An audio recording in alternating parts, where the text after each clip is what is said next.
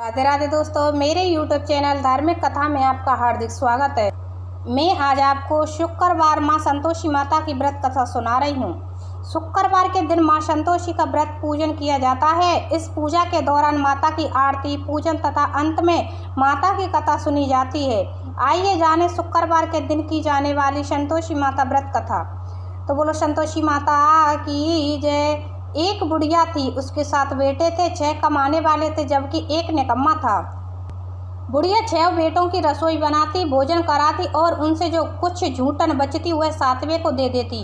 एक दिन वह पत्नी से बोला, देखो मेरी माँ मुझ पर कितना प्रेम करती है। वह बोली, क्यों नहीं, सबका झूठा जो तुमको खिलाती है। वह बोला, ऐसा नहीं हो सकता, मैं जब तक आंखों से न देख लूँ मान नहीं सकता। बहू हंसकर बोली, देख लोगे तब तो मानोगे। कुछ दिन बाद त्योहार आया। घर में 7 प्रकार के भोजन और चूरमे के लड्डू बने। वह जांचने को सिर दुखने का बहाना कर पतला वस्त्र सिर पर ओढ़े रसोई घर में सो गया। वह कपड़े में से सब देखता रहा। 6 भाई भोजन करने आए। उसने देखा माँ ने उनके लिए सुंदर आसन बिछा, नाना प्रकार की रसोई परोसी और आग्रह करके उन्हें जमाया। वह देखता रहा। 6 भोजन करके उठे तब माँ ने उनकी झूठी थालियों में से लड्डुओं के टुकड़े उठाकर एक लड्डू बनाया। झूठन साफ कर बुढ़िया माँ ने उसे पुकारा, बेटा 6 भाई भोजन कर गए, अब तू ही बाकी है, उठ, तू कब खाएगा। वह कहने लगा, माँ मुझे भूख नहीं है, मैं अब परदेश जा रहा हूँ। माँ ने कहा, कल जाता हो तो आज चला जा। वह बोला, हाँ आज ही जा रहा हूँ। यह कहकर वह घर से निकल गया। चलते समय पत्नी की याद आ गई। वह गौशाला में कंडे थाप रही थी। वहाँ जाकर बोला, अमुजा में परदेश आवेंगे कुछ काल, तुम रहियो संतोष से दर में आपिनो पाल। वह बोली, जाओ पिया आनंद से हमारो सोच हटाए, राम भरोसे हम रहें, ईश्वर तुम्हें सहाय। 2 निशानी आपन देखे दरू में धीर, सुधिमति हमारी विसारियों रखियो मन गंभीर। वह बोला, मेरे पास तो कुछ नहीं, यह अंगूठी है, सो ले और अपनी कुछ निशानी मुझे दे। वह बोली, मेरे पास क्या है, यह गोबर भरा हाथ है। यह कहकर उसकी पीठ पर गोबर की हाथ की थाप मार दी। वह चल दिया। चलते चलते दूर देश पहुंचा। वहाँ एक साहूकार की दुकान थी। वहाँ जाकर कहने लगा, भाई मुझे नौकरी पर रख लो। साहूकार को ज़रूरत थी। वह बोला, रह जा। लड़के ने पूछा, तनख्वाह क्या दोगे। साहूकार ने कहा, काम देखकर दाम मिलेंगे। साहूकार की नौकरी मिली। वह सुबह 7 बजे से 10 बजे तक नौकरी बजाने लगा। कुछ दिनों में दुकान का सारा लेन देन, हिसाब किताब, ग्राहकों को माल बेचना, सारा काम करने लगा।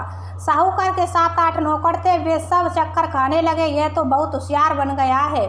सेठ ने भी काम देखा और 3 महीने में उसे आधे मुनाफे का हिस्सेदार बना लिया। वह कुछ वर्ष में ही नामी सेठ बन गया और मालिक सारा कारोबार उस पर छोड़कर चला गया। इधर उसकी पत्नी को सास ससुर दुख देने लगे। सारी गृहस्थी का काम करा के उसे लकड़ी लेने जंगल में भेजते। इस बीच घर के आटे से जो भूसी निकलती उसकी रोटी बनाकर रख दी जाती और फूटे नारियल की नारेली में पानी दिया जाता था। एक दिन वह लकड़ी लेने जा रही थी। रास्ते में बहुत सी स्त्रियां संतोषी माता का व्रत करती दिखाई दी। वह वहां खड़ी होकर कथा सुनने लगी और पूछा, बहनों तुम किस देवता का व्रत करती हो और उसके करने से क्या फल मिलता है। यदि तुम इस व्रत का विधान मुझे समझाकर कहोगी तो मैं तुम्हारा बड़ा एहसान मानूंगी। तब उनमें से एक स्त्री बोली, सुनो, यह संतोषी माता का व्रत है। इसके करने से निर्धनता, दरिद्रता का नाश होता है और जो कुछ मन में कामना हो सब संतोषी माता की कृपा से पूरी होती हैं। तब उसने उससे व्रत की विधि पूछी। वह भक्तिन स्त्री बोली, 1.25 आने का गुड़ चना लेना, इच्छा हो तो 5.25 आने का लेना या 1.25 रुपये का भी सहूलियत के अनुसार लाना। बिना परेशानी और श्रद्धा व प्रेम से जितना भी बन पड़े सवाया लेना। प्रत्येक शुक्रवार को निराहार रहकर कथा सुनना, इसके बीच क्रम टूटे नहीं, लगातार नियम पालन करना। सुनने वाला कोई नहा मिले तो घी का दीपक जला उसके आगे या जल के पात्र को सामने रखकर कथा कहना। जब कार्य सिद्ध न हो, नियम का पालन करना और कार्य सिद्ध हो जाने पर व्रत का उद्यापन करना। 3 मास में माता फल पूरा करती हैं। यदि किसी के ग्रह खोटे भी हों तो भी माता वर्ष भर में कार्य सिद्ध करती हैं। फल सिद्ध होने पर उद्यापन करना चाहिए, बीच में नहीं। उद्यापन में 2.5 सेर आटे का खाजा तथा इसी परिणाम से खीर तथा चने का साग करना। 8 लड़कों को भोजन कराना, जहाँ तक मिले देवर जेठ भाई बंधु के हों, ना मिले तो रिश्तेदारों और पास पड़ोसियों को बुलाना, उन्हें भोजन कराया। यथाशक्ति दक्षिणा दे माता का नियम पूरा करना। उस दिन घर में खटियाई ना खाना। यह सुन बुढ़िया की लड़के की बहू चल दी। व्रत का प्रण करना और माँ संतोषी का दर्शन देना। रास्ते में लकड़ी के बोझ को बेच दिया और उन पैसों से गुड़ चना ले माता के व्रत की तैयारी कर आगे चली और सामने मंदिर देखकर पूछने लगी, यह मंदिर किसका है? सब कहने लगे, संतोषी माता का मंदिर है। यह सुन माता के मंदिर में जाकर चरणों में लौटने लगी। दीनों हो विनती करने लगी, माँ मैं निपट अज्ञानी हूँ, व्रत के कुछ भी नियम नहीं जानती, मैं दुखी हूँ। हे माता जगत जननी, मेरा दुख दूर कर, मैं तेरी शरण में हूँ। माता को दया आई। एक शुक्रवार बीता कि दूसरे को उसके पति का पत्र आया और तीसरे शुक्रवार को उसका भेजा हुआ पैसा आ पहुँचा। यह देख जेठ जेठानी मुँह सुकोड़ने लगे। लड़के ताने देने लगे। काकी के पास पत्र आने लगे, रुपया आने लगा। अब तो काकी की खातिर बढ़ेगी। बेचारी सरलता से कहती, भैया कागज आवे रुपया आवे, हम सब के लिए अच्छा है। ऐसा कहकर आंखों में आंसू भरकर संतोषी माता के मंदिर में आ मातेश्वरी के चरणों में गिरकर रोने लगी। माँ मैंने तुमसे पैसा कम मांगा है, मुझे पैसे से क्या काम है, मुझे तो अपने सुहाग से काम है, मैं तो अपने स्वामी के दर्शन मांगती हूँ। तब माता ने प्रसन्न होकर कहा, जा बेटी तेरा स्वामी आएगा। यह सुनकर खुशी से बावली होकर घर में जा काम करने लगी। अब संतोषी माँ विचार करने लगी, इस भोली पुत्री को मैंने कह तो दिया कि तेरा पति आएगा, लेकिन कैसे? वह तो इसे स्वप्न में भी याद नहीं करता, उसे याद दिलाने को मुझे ही जाना पड़ेगा। इस तरह माताजी उस बुढ़िया के बेटे के पास जा स्वप्न में प्रकट हो कहने लगी, साहूकार के बेटे सो रहा है या जगता है? वह कहने लगा, माँ सोता भी नहीं जागता भी नहीं, कहो क्या आज्ञा है? माँ कहने लगी, तेरे घर बार कुछ है कि नहीं? वह बोला, मेरे पास सब कुछ है माँ, बाप है बहू है, क्या कमी है? माँ बोली, बोले पुत्र तेरी बहू घोर कष्ट उठा रही है, तेरे माँ बाप उसे परेशानी दे रहे हैं, वह तेरे लिए तरस रही है, तू उसकी सुध ले। वह बोला, हाँ माताजी यह तो मालूम है, परंतु जाऊं तो कैसे? परदेश की बात है, लेन देन का कोई हिसाब नहीं, कोई जाने का रास्ता नहीं आता, कैसे चला जाऊं? माँ कहने लगी, मेरी बात मान, सवेरे नहा धोकर संतोषी माता का नाम ले, घी का दीपक जला, दंडवत कर दुकान पर जा बैठ।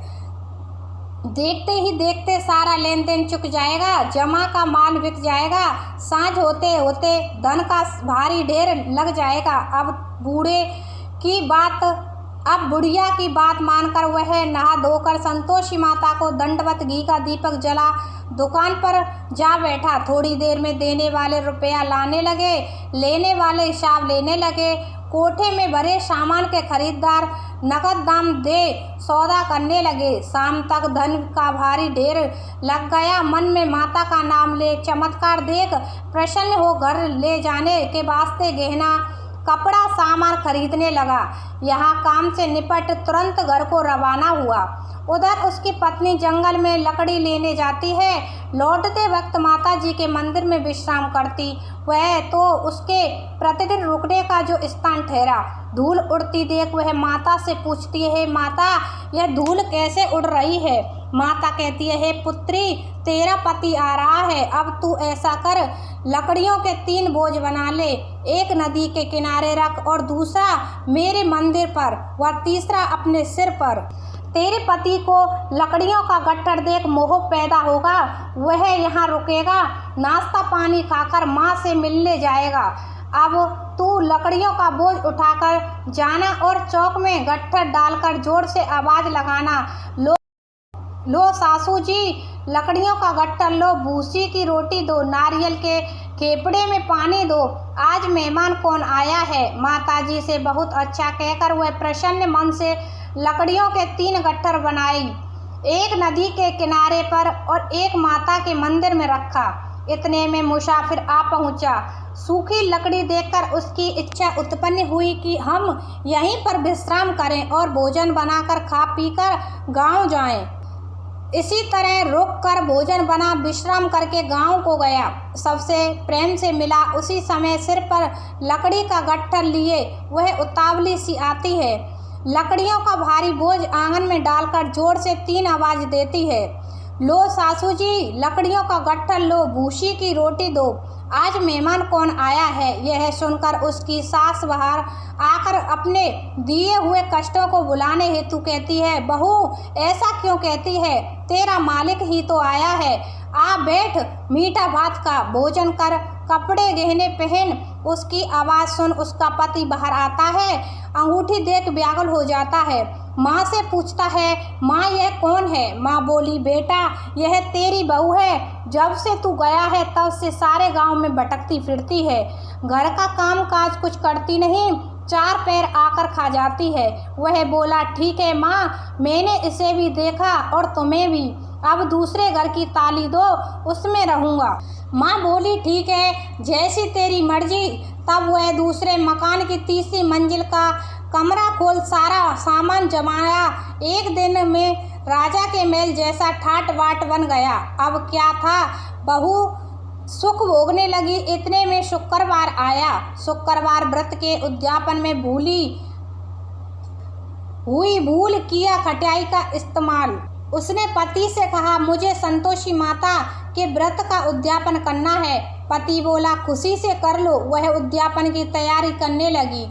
जिठानी के लड़कों को भोजन के लिए कहने गई। उन्होंने मंजूर किया, परंतु पीछे से जिठानी ने अपने बच्चों को सिखाया, देखो भोजन के समय खटाई मांगना, जिससे उसका उद्यापन पूरा ना हो। लड़के जीमने आए, खीर खाना पेट भर खाया, परंतु बाद में खाते ही कहने लगे, हमें खटाई दो, खीर खाना हमको नहीं भाता, देखकर अरुचि होती है। वह कहने लगी, भाई खटाई किसी को नहीं दी जाएगी, यह तो संतोषी माता का प्रसाद है। लड़के उठ खड़े हुए, बोले, पैसा लाओ। बोली बहू कुछ जानती नहीं थी, उन्हें पैसे दे दिए। लड़के उसी समय हट करके इमली खटाई ले खाने लगे। यह देखकर बहू पर माताजी ने कोप किया। राजा के दूत उसके पति को पकड़ कर ले गए। जेठ जिठानी मन माने वचन कहने लगे, लूट लूट कर धन इकट्ठा कर लाया है, अब सब मालूम पड़ जाएगी, जब जेल की मार खाएगा। बहू से यह सहन नहीं हुआ। रोती हुई माता के मंदिर गई, कहने लगी, हे माता तुमने क्या किया। हंसाकर अब भक्तों को रुलाने लगी। माता बोली, बेटी तूने उद्यापन करके मेरा व्रत भंग किया है। वह कहने लगी, माता मैंने कुछ अपराध किया है, मैंने तो भूल से लड़कों को पैसे दे दिए थे, मुझे क्षमा करो, मैं फिर तुम्हारा उद्यापन करूंगी।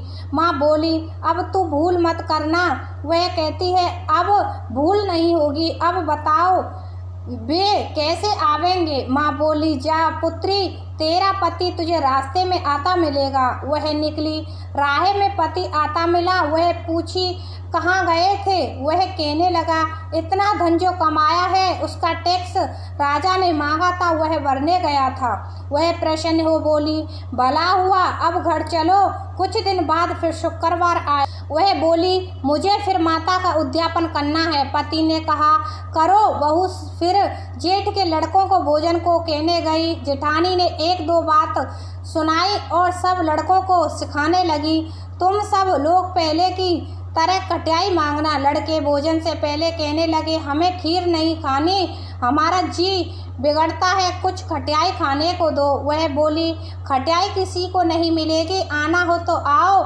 वह ब्राह्मण के लड़कों को लेकर भोजन के लिए लेकर आई। यथाशक्ति दक्षिणा की जगह एक एक फल उन्हें दिया। संतोषी माता प्रसन्न हुई। माता की कृपा होते ही 9वें मास में उसके चंद्रमा के समान पुत्र प्राप्त हुआ। पुत्र को पाकर प्रतिदिन माता जी के मंदिर को जाने लगी। माँ ने सोचा यह रोज आती है, आज क्यों ना इसके घर चलूं। यह विचार कर माता ने भयंकर रूप बनाया। गुड़ चने से सना मुख, ऊपर सूंड के समान होठ, उस पर मक्खियाँ भिन भिना कर रही थीं। देहली पर पैर रखते ही उसकी सास चिल्लाई, देखो रे कोई चुड़ैल डाकिन चली आ रही है, लड़को इसे भगाओ नहीं तो किसी को खा जाएगी। लड़के भगाने लगे, चिल्लाकर खिड़की बंद करने लगे। बहू रोशनदान में से देख रही थी। प्रसन्नता से पगली बन चिल्लाने लगी, आज मेरी माताजी मेरे घर आई हैं। वह बच्चे को दूध पिलाने से हटाती है। इतने में सास का क्रोध फट पड़ा। वह बोली, क्या उतावली हुई है, बच्चे को पटक दिया। इतने में माँ के प्रताप से लड़के ही लड़के नजर आने लगे। वह बोली, माँ मैं जिसका व्रत करती हूँ यह संतोषी माता है। सबने माता जी के चरण पकड़ लिए और विनती कर कहने लगे, हे माता हम मूर्ख हैं, अज्ञानी हैं, तुम्हारे व्रत की विधि हम नहीं जानते। व्रत भंग कर हमने बड़ा अपराध किया है। जग माता आप हमारा अपराध क्षमा करो। इस प्रकार माता प्रसन्न हुई। बहू को प्रसन्न हो, जैसा फल दिया वैसा माता सबको दे, जो पड़े उसका मनोरथ पूर्ण करो। तो बोलो संतोषी माता की जय।